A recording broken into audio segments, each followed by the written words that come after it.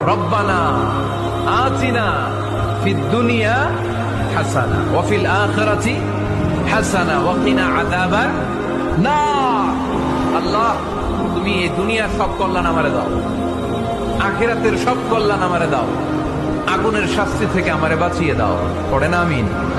যে স্বপ্ন নিয়ে ব্যস্ত থাকে, যে নিজের স্বপ্ন পূরণ করবার জন্য ব্যস্ত থাকে, দুনিয়া কে তারে ভালোবাসলো, কে তারে মূল্যায়ন করলো, কে করলো না, এটা নিয়ে সে কোনো পরোয়া করে না। বিকজ সে জানে যদি আমি আমার লক্ষ্যে পৌঁছাতে পারি, যদি আমি আমার স্বপ্নকে বাস্তবায়ন করতে পারি, আর যে মানুষটা আমাকে অবহেলা করছে এর চাইতে হাজার হাজার গুণ বেটার অপশন আমার জন্য অপেক্ষা করছে। একটা বারো কি চিন্তা হয় না যে আমার হায়াত কমে আসছে, আমি পৃথিবীতে হয়তো বেশি দিন থাকবো না।